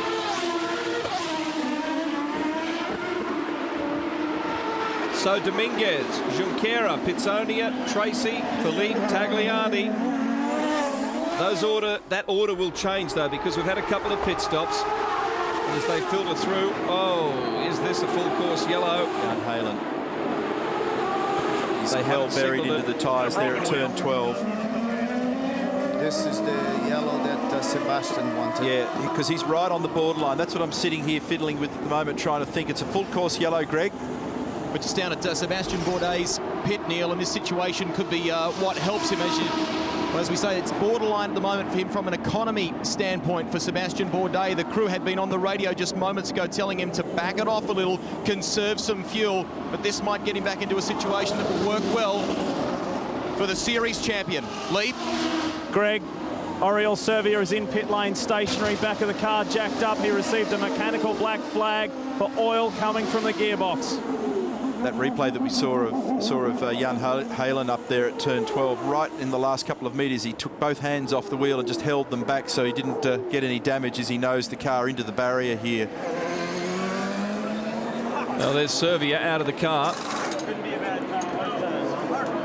Look at the sweat. It's been a much cooler change this afternoon here at Surfers Paradise, but very hot work for the drivers out there amidst these concrete walls, which Jan Halen is just familiarising himself with. Catherine Legg also out. We'll be back.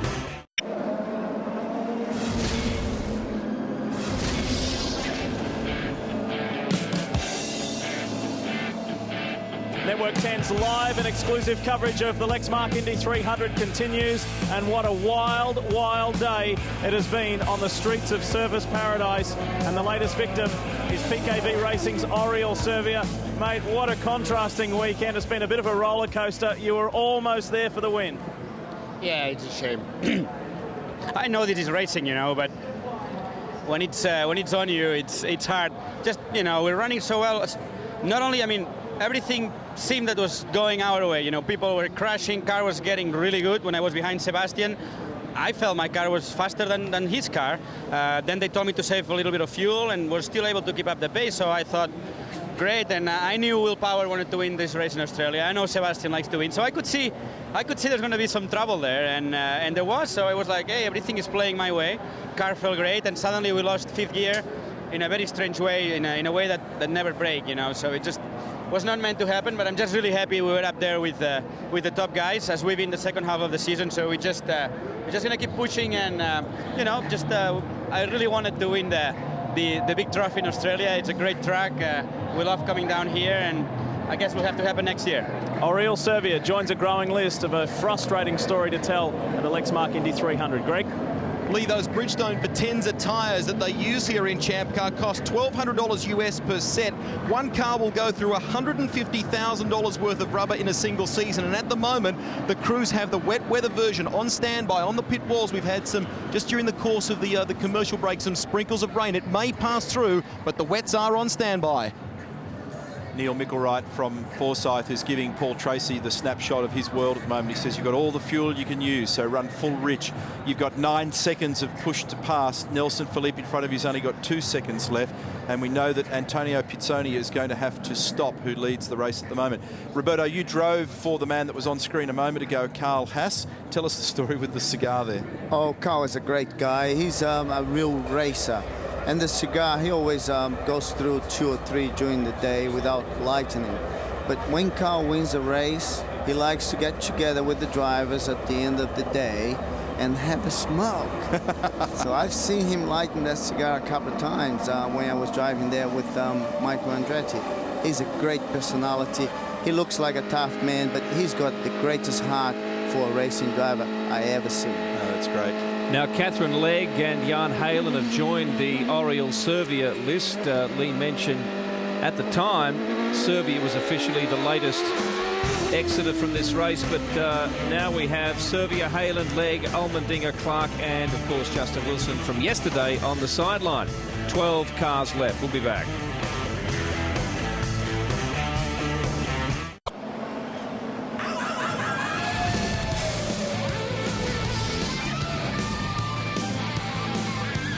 Feeding through the left and right-hand corners. We're about to go green again. The lights are off on the safety car. Paul Tracy is furious. He's had to redress with Mario Dominguez his position. Dominguez slotting into 3rd, Tracy into 4th. The 2 Aussies a lap down. Ryan Briscoe made a pit stop during the safety car. He was 2nd in this queue and had a rough chance of unlapping himself. Here we go, green flag. We're off again. Boys have all lighting up the push to pass on the run down the straight to protect their positions. Pitsonia is the race leader, but we know that he has to pit. Nelson Philippe 2nd, Mario Dominguez 3rd. Swapping spots with Paul Tracy then, in a bit of a mix-up. It took a while for race control to sort that out with both teams and drivers. Then Tagliani, Bruno Junqueira, Andrew Ranger, Sebastian Bourdais, Charles Walsman and Andreas Wirth. That's the top 10. Power and Briscoe, of course, right behind them, but a lap down. Well, Tracy protested, didn't he, Neil, that call? He claimed he overtook Dominguez fairly during a pit stop, but anyway, race control has sorted it out, so that's just another notch on his belt today, potentially. Sebastian Bourdais also dangerous from position 8. Antonio Pizzoni last pitted on lap 30. Move up the back of the pack there. We know the fuel window's around 19 or 20 laps per load. There's been some full course yellow which extends that for Pizzonia. So we'll probably expect to see him in the next 2, 3, maybe 4 laps, depending on how much fuel he was burning. Briscoe, sorry, Neil, but Briscoe on power there. It looked like that had the potential to come to grief. Will was all over the back of Ryan. Riding with Will Power. Will's chasing Andreas Wirth here in the Dale Coyne Sonny's Barbecue entry.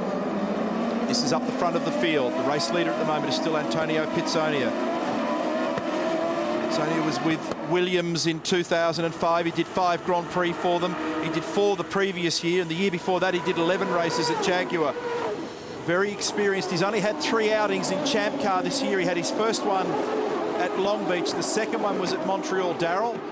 Neil, interesting watching the team and Paul Gentilozzi down here at Rocket Sports for Antonio Pizzoni. They're going to say 2 more laps. Pizzoni will be in, but they were very confused during that safety car period whether to bring him in under the yellow or not. Now he's going to have to come in under the green. And that's always bad news, because after the field is compressed like it has during that safety car period, if you've got to bring a driver in green flag conditions and refuel, he'll drop to the back of the queue. You look, Dominguez, he's on charge. He's going for it. He knows he needs to take a shot here. If he doesn't make a mistake, he's strong. Well, he took a shot at Philippe there through that corner into the chicane. And Tracy, as Dominguez lost momentum, Tracy gains it. Whoa. Push to pass, and he has to shortcut because it didn't come off. He wore his push to pass down to 3 seconds then with that attack. And he's lost momentum too. And possibly put a flat spot on those tyres. He addressed it though. He didn't take advantage of straight lining the turn 7 chicane and slotted back in behind the Mexican. Tagliani right behind him from Team Australia. Then Andrew Ranger, Bruno Junqueira and Sebastian Bourdais, the Newman Haas cars, 7th and 8th. Here we go again. If Paul hadn't have done that, that was going to look pretty ugly because the two of them would not have fitted through there, so he had to yield. It's only a half a second margin on Nelson Philippe. Mario Dominguez there third, then Tracy, Tagliani, Andrew Ranger, Bruno Junqueira, Sebastian Bourdais, Charles Walsman. That's the order. Pizzoni has still got 36 seconds of push to pass. Nelson Philippe's got nothing. Dominguez has got one hit left. And we might mention it's not a depleting tank, if you like, provided you've got some seconds left on your push to pass, provided you can activate it before the 0 mark, you can get up to 14 seconds, which is the full charge. Greg? Neil Mickelwright has just been on the radio to Paul Tracy. He said, I need you to let Tagliani by. I need you to let Tagliani by for the shortcut. Whoa. And they're just on the radio now telling Tagliani, Rob Edwards is telling Alex Tagliani he's going to drop back.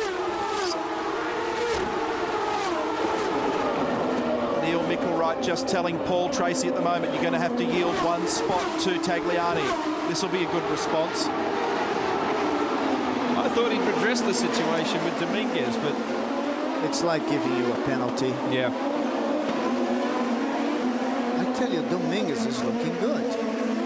He's got a fast car, he's there, he's pushing to pass Nelson Philippe. He's back in the pace again. Well, I mentioned the other three guys who've won here before. Dominguez, of course, is the fourth, so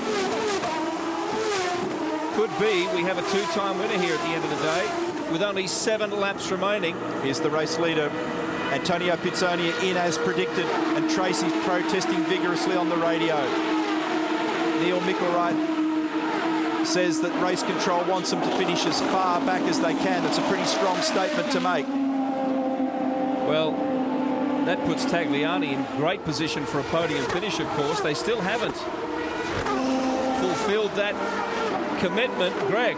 Well, he's been pretty vocal, as Neil's picked up on. Paul Tracy believes and is asking Neil Mickelwright to get the guys to look at a replay if they can of that incident. He believes that Mario is at fault there, that Mario Dominguez forced him into a position that he was unable to recover from. Hence the reason why he shortcutted. That's the call from Paul Tracy. Now, Roberto Moreno doesn't agree with that, and he's done a few laps around here and many other places. Philippe, Dominguez, Tracy, that's how they sit at the moment. Tagliani maybe will move to third. I don't think race control is going to yield to Paul Tracy, no more than Mario Dominguez did. Dominguez didn't have a momentum, but there was no gap there for Paul to be there. That's my opinion. Neil Mickelwright now says to Paul Tracy, either let him by or park the car. What are you going to do? Paul is just completely off the scale at the moment. He is a great character for the game. Neil's saying to Paul, I agree with you, but there's no point losing your cool. Just address the position and get on with the motor race. It's the ref's call, as they say in the classics. Philippe, meantime, 0.3 of a second. We're watching the battle between third and fourth, which should adjust itself any minute now. Like I said, Paul Tracy out of the championship battle. He might just park the car in protest here if you're not careful. Tagliani closes in through the chicane. Still no decision from Tracy as to what to do. Here we go. Tagliani goes past. Tracy yields. Bruno Junqueira, meantime, activated push to pass just then, but he and Bourdais have not changed places. Let's go back down to Lee in the pits. Yeah, boys, if you were a little bit perplexed earlier as to why Ryan Briscoe came in just towards the tail of that yellow period, ChampCar forced him to. They did not want him in the way of any lead lap car. The team, as you'd imagine, not all that pleased. Right, Philippe fastest on the track on lap 53 as we replay that Briscoe stop, which I mentioned a little earlier when we went green again. Now, Junqueira and Bourdais are bottled up behind Andrew Ranger. Here we go. This is what I'm talking about. Sebastian Bourdais looking at his teammate here, and ahead of them is number 27, Andrew Ranger. Well, the Newman Haas cars are being really frustrated here. Race-winning potential, but they cannot get. The big picture for Sebastian is that he just needs to tick off this race in this position now. He gets a bunch of points and he's champion again for the 3rd season in a row. And that's a pretty significant thing. So I can't imagine that he's going to do anything too crazy at this point in the race. It's in the bag, and it was as early as lap 36 when AJ Allmendinger left the race. So Philippe, 0.8 seconds now on Dominguez. Tagliani trails them by 4 seconds. That's the top three. Tracy right behind Tagliani, and won't he be on the charge? It's one better for Alex Tagliani this year than last. He was 4th in last year's event. You see the front of Nelson's car then between turns 3 and 4. The front of the car literally just bouncing completely off the road there across that rough stuff. And I reckon Dominguez at the moment looks pretty good. As Roberto said, that car looks strong. He's got some pace. He's certainly going to have a nibble at him. Dominguez on the attack now, only 4 laps after this remaining. And he's got one more punch of push to pass to activate in that car, that red, green and white car that's in second place. If he can get a run on him somewhere and activate, he gets the full benefit of the 14 seconds. And that's if he gets close enough. At the moment, he is not close enough. Philippe has none, as Neil pointed out earlier. Neither has Tagliani or Tracy behind him. So Dominguez in with a chance here of being a repeat winner. The very point that I was going to make, he won it in 2002 in that odd race. He's just done a fast lap too, lap 64. 1:34.6. His fastest lap of the race. Still upset about mid-season changes. Don't forget, this is the guy who said this was the hardest year of his life. He moved from Forsyth to Dale Coyne and then recently to Rocket Sports. He's only been with that team for 2 races, including this one. Well, I was saying that Dominguez is strong, but Nelson Philippe is also responding. So this is a great battle up front there. They're both fast and they both have a chance. Well, Philippe, if you're wondering what CTE stands for in the CTE Racing HVM team, it's Cedric the Entertainer. And he has poured a lot of money into Keith Wiggins' previously struggling team. It has helped them a lot. It's boosted the partnership between Keith Wiggins and Cedric is here. Very popular in the United States, and it's been a big boost to that team, and one of the reasons why Philippe has been able to lift himself into the game. 34.3 for Dominguez on that last lap. He took a 10 out of Nelson Philippe, but I'm impressed that Philippe is withstanding the pressure at the moment, Roberto. He's doing a great job, both of them. And, you know, with that extra push to pass there for Dominguez, he's probably going to give it a go at some point. Philippe, incidentally, trails Tracy by only 2 points in the championship. That's the battle for 4th in the championship. And he said before this round that was his target this weekend, was to pass Paul Tracy, not only in the race, but in the title battle as well. Talking about Tracy, there's the margin between he and Andrew Ranger. And then we have the Newman Haas cars, Junqueira and Sebastian Bourdais. That's the battle of 5th through to 7th. Behind them, Charles Walsman, Andreas Worth and Antonio Pettonia. That's the top 10. And Briscoe and Power, of course, the Aussies are lap down, riding with Ranger. 3 laps. You have about 6 pushes, push to pass.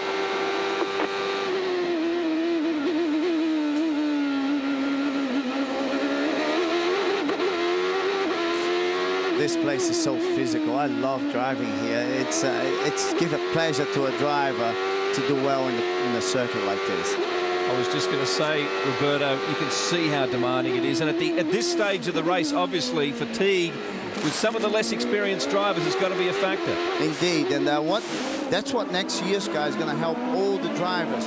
It's less physical, not having to go on the gear shift and pulling and pushing. Having everything just with a flick of your finger to change gears on the steering wheel, it's going to save a lot of energy towards the end of the race and more concentration for the drivers. Through the Bartercard S's, down the back straight we are here. And bouncing across the curves, Nelson Philippe and Mario Dominguez. But Philippe has managed to keep the distance. He probably knows that Dominguez has some push to pass left. He's got to keep away from him, not give him the opportunity to slingshot. Tagliani in 3rd place. Team Australia heading for a podium finish. Not the car that they would have expected to do that. But of course, Will Power, through no fault of his own, was taken out and is a lap down. Paul Tracy lurking behind, but Tagliani looks to be holding him at the moment as the race draws to a close. Tagliani unhappy with the car throughout the weekend. They say, the team says, it was as quick as Powers, but Tagliani just wasn't happy with the way it was handling for him. Well, in the end, they've managed to solve a few problems and become contenders. The margin, 0.59 seconds between Felipe and Dominguez at the front. A big gap to Tagliani, whose only danger now really is to hold the podium from Paul Tracy. This is Ranger holding off Bruno Junqueira. Sebastian Bourdais obviously in the comfort zone in terms of the championship. Not a huge amount to gain, but a heck of a lot to lose. There's a little left lock up there from Bruno. Takes him through the corner. This is a good result for Ranger too if he finishes in the top 5. So far this season, 11th in the championship, 8 top 10 finishes, but has not been in the top 5 before. We ride with him again.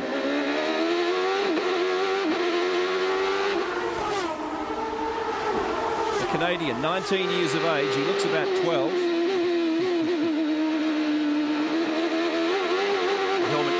Underscores just how physical it is around this track in one of these cars. 3rd year of competition for Nelson Felipe, and right on the verge of his first ChampCar win. And the big bunch of points that go with it. Here's the margin, 1st to 2nd. And the trivia question going into this weekend was who had... There's the push to pass. Yes, Dominguez used up the push to pass and it did not work. All it does is put him back in touch. He's got no more left now. It certainly wasn't going to put him into a position where he could pass, but it has made him a little closer. So he's just lacking somewhere else around the circuit. Maybe not over the curbs as well as the lead car, but or maybe mid-corner pace, but he just can't bridge that gap at the moment. No, maybe he felt like if he got close enough, there was a part of the circuit where he could outbrake him, but that margin seems to open up every time. I must say, Nelson's doing a great job. He was able to hold it. I'm actually quite proud because I talked to him before the race and I say, save your cards to the end, and he did, and he's up there. Well, the trivia question I was going to ask was, who has the longest hair of all the drivers in this race? And it's not Catherine Legg, the only female in the race, it's Nelson Felipe. So there you go. Just be careful of that one if you get that question. He did get on the podium at Milwaukee this year in the 1 mile oval there. No ovals in next year's competition. He's had a couple of previous podiums, but he's never stood on the top spot. 37th start in ChampCar competition. Turn 8 now for Nelson Felipe. He's led 52 laps this year. Will he lead the last lap of the Lexmark Indy 300? That is the big question. The margin's still around half a second. Big gap to Tagliani, and Tracy is slipping off the back of Alex Tagliani, so the podium hopes drifting away for him. The top 3 appears to be secured here. Nelson Felipe. Go, buddy, go. You are the man. You are the man, champ. What a performance. You are the man. His first ChampCar victory, and yet another different winner here at Surfers Paradise, ranging alongside Mario Dominguez, but he could not do it for a second time. It is Nelson Felipe, yet another extraordinary story unfolding on these mean streets. What a victory, too, for Keith Wiggins and Cedric the Entertainer, a combination that is so typical in motor racing, the experienced racer and the money man. And it's an Alex Zanardi-like donut from Nelson Felipe. That takes us back a few years to the great man who won here previously. We understand Sebastian Bourdais had a spin on the last lap. It really doesn't matter in terms of his championship. And Paul Tracy asked Neil Mickelwright to march with him up to race control to see Tony Cotman. Here is Bourdais going up the escape road at turn 8. Flick spins the car and rejoins. Was there any other party involved in that, or was he on his lonesome? He did it on his own. So Bourdais, an unhappy end to the race, but he still will be crowned the champion. But it's a strange way to seal the title, isn't it? Strange way to seal the title. Well, Nelson Felipe, when he first turned up here at the age of 17 in 2004, the youngest ever driver to compete here at that time, there were a few doubts about his credibility in this series. He's since switched teams a few times, lives in Florida, and is quite the playboy. He's actually running pretty well in the points this year.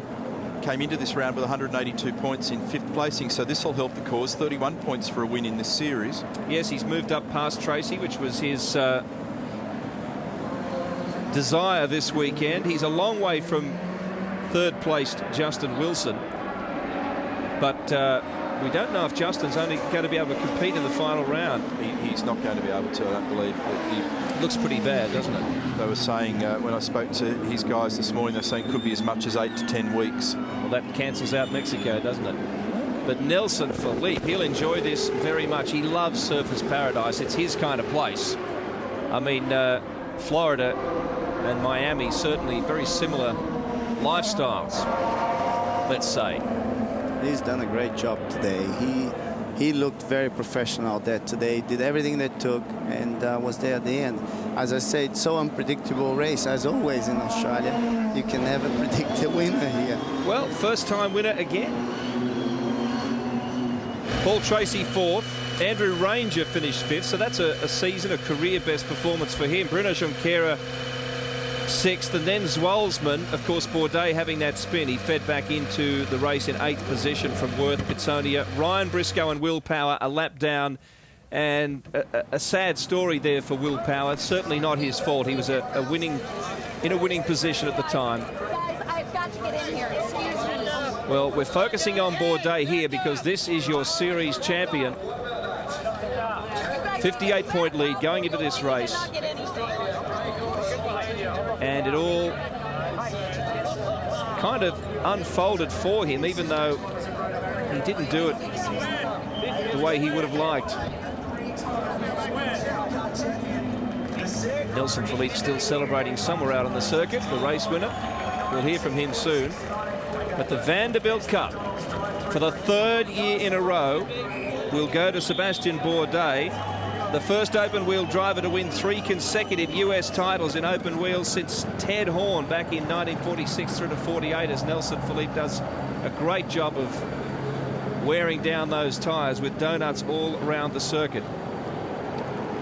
Our thanks to Roberto Moreno for joining us in the commentary position. You've done a fantastic job with New Panos car next year, Roberto, and you've got a sneaking feeling you want to get out there and race again too. Well, it has put me back in the position to get a drive again, and I hope to be able to race next year. Thank you very much, and good luck to you, Lee Diffie. Sebastian. The champagne is flowing everywhere here, boys. And the Newman Haas boys, they are delighted. Sebastian, congratulations, your 3rd consecutive title. When you entered ChampCar, did you ever think you would have this much success? No, I don't think you can ever believe that kind of things, but sorry for you. Wish we would have done that on the track. And, you know, it's just a shame that we finished on about one of the worst days of my career in ChampCar, I guess. You know, everything went bad. Just at the beginning, we were having to be a little conservative because really wanted to finish the race, and Tracy was springing behind us and was looking pretty good. We were saving a lot of fuel, and I think we would have made it 1 lap further, but everything went wrong from there on. I'm sure that you're aware of this statistic, that you're only the 2nd man in the history of ChampCar to win 3 consecutive titles. After F3000, I know you wanted to go to F1, but this series sure has been kind to you. Yeah, it's been a lot of fun and very rewarding for the whole Magnos team. Congratulations again. Thanks. Well, Alex Tagliani, congratulations on 3rd place today. Very, very strange race. A lot of people fell out of the race today. Yeah, you know, I have mixed feelings because I saw what happened with Will, and I know how it is to drop out of your hometown race when you've been very competitive. It happened to me in Montreal in '03. So I'm very happy. It's my 2nd hometown race in Australia. I'm very happy for the team and all the sponsors that were here. It's a huge event for our team. So just a podium, you know, after 2 years of running with this team, it's a good result for us. Oh, good results also here. Craig Gore here beside us. A good day really for Team Australia, other than Will's disappointment. Yeah, I mean, for sure. I mean, when you're in your hometown race, and, you know, like for Will, it must have been like really a heartbreaker. I've been through it in Montreal, and I tell you, it took me a long time to get over with it. And I had really like a pinch in my heart when I saw his car broken on the side. And but I'm happy that we are on the podium, because it was important for all the sponsors, important for the team. They spent a lot of time for this particular race. So after all the real disappointment in qualifying, you know, coming back with a podium during the race, I think it's pretty good. Thanks, Alex. Thank you. Lee? Mario Dominguez, what a wild run, and you almost got there. I know it was very close, but I'm very happy with second place. It's been the toughest year in my life. My second race with Rocket Sports Racing, and the whole crew, you know, everybody deserved it, including me, I have to say. And getting on the podium in Australia, I'm very happy. At what stage did you think you could get Philippe?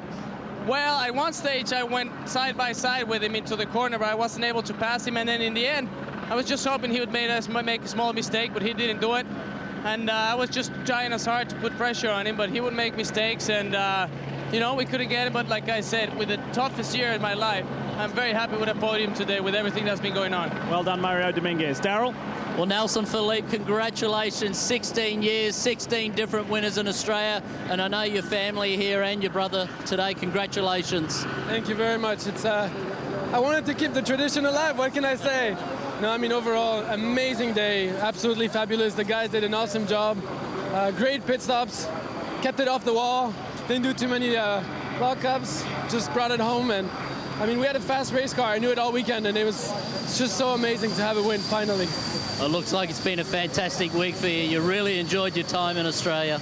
I mean, it's great. I enjoyed all the outdoor activities, you know, everything outside of racing. Now I get to win in Australia. I mean, it's absolutely fabulous. And the most beautiful girl, the Miss Indy, gets to give me my trophy, so I couldn't be happier. We'll go and enjoy it tonight. Thank you very much. Thank you. That comment doesn't surprise me at all from Nelson Philippe. He does love the sideshows here, but he's proved today he has race cred as well. And congratulations there from Roberto Moreno.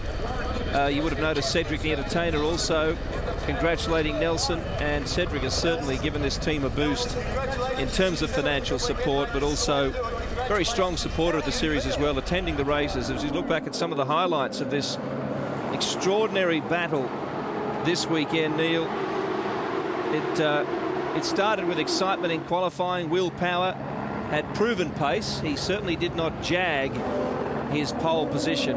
He was consistently fast. Heartbreaking finish for him, but yet another great story comes out of someone else's misfortune. What's weird about this event is it never really goes anything like the script, does it? It just never runs anything like to plan. The fancied runners, those with the good cars from the good teams, and all the form earlier in the week, it always ultimately points to nothing when you actually look at the race result. You would not have put any likelihood on the fact that Nelson Philippe and Mario Dominguez would be first and second in this race. The Vanderbilt Trophy, look at it. It is massive. It's Steve Johnson, who's the president of ChampCar, formerly from the Sports Car Club of America, and Carl Haas, the winning team owner, with Sebastian Bourdais. It's only fair to say that the quality of drivers and teams in this series has dropped off a lot in the last 5 or 6 years following the big split between the IRL and Champ Cars, but this man is world class, and it is one of the great mysteries as to why he is not driving in Formula One. He's still contracted long term to this team, so he's going to be a big hurdle for his rivals for a few more races yet in Champ Car. 3-time champion Sebastian Bourdais. Don't forget V8 Supercars. They'll be racing again soon. We'll be back.